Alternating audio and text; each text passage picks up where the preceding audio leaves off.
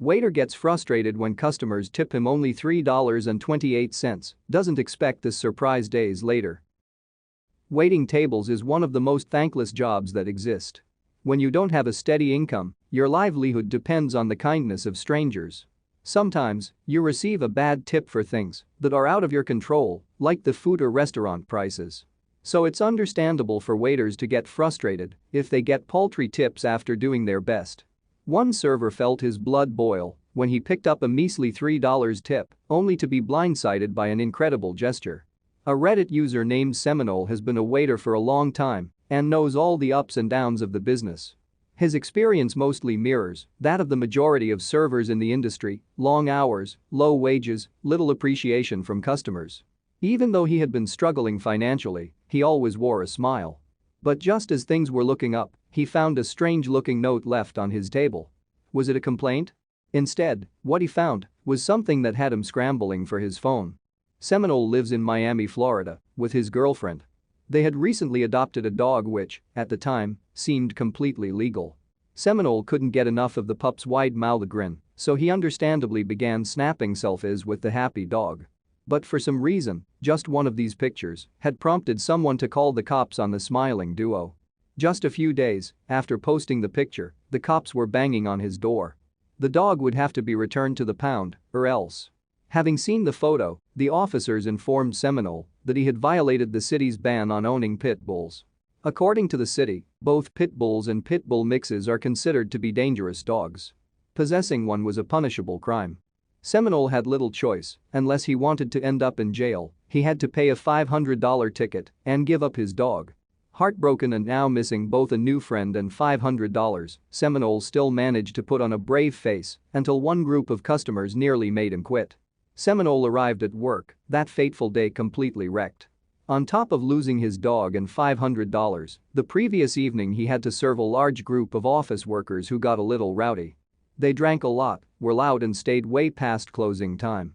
The tip was the suggested minimum, which was better than no tip at all, but not enough for all the work he'd put into it. He hoped the next day would be smooth sailing, but instead got something that would send him overboard. The day was pretty uneventful until that evening when he was assigned to serve a group of 4 13-year-olds. They were celebrating their homecoming, so they were quite excited. Usually, Seminole is wary of serving teenagers, but these kids were all kind and polite.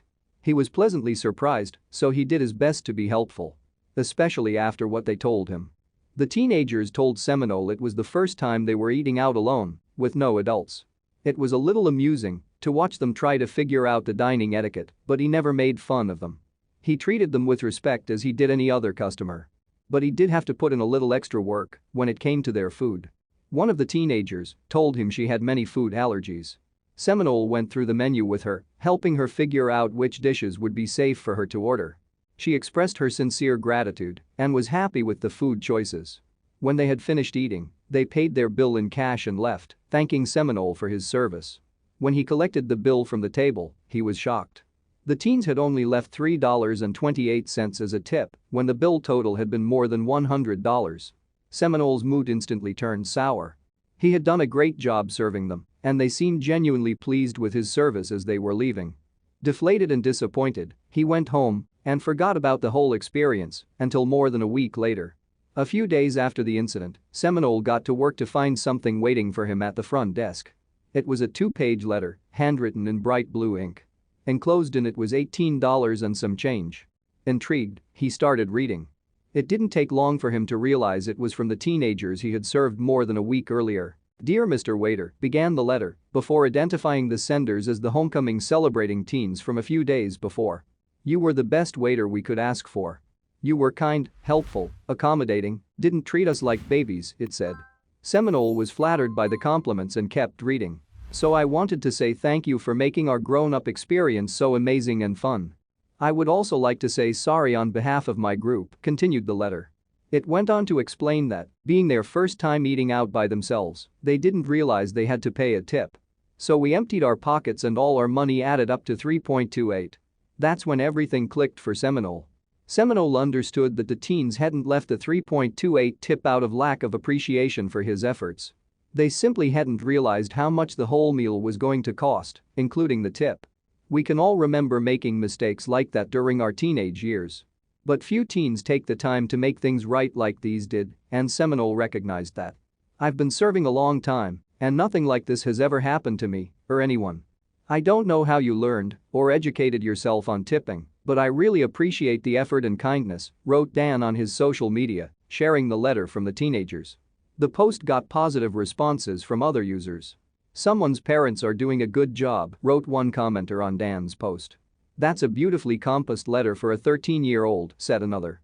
They all seemed to agree on one thing: the teen's rectification of their mistake is something you don't see every day and definitely to be applauded.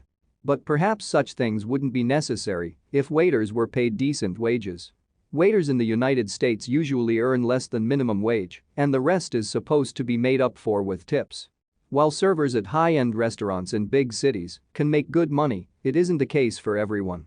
There are campaigns out there advocating the end of tipping to instead pay waiters a living wage. We couldn't agree more. Thank you for watching this fantastic story. Please tap one of the 2 videos on your screen for another amazing wonder stories.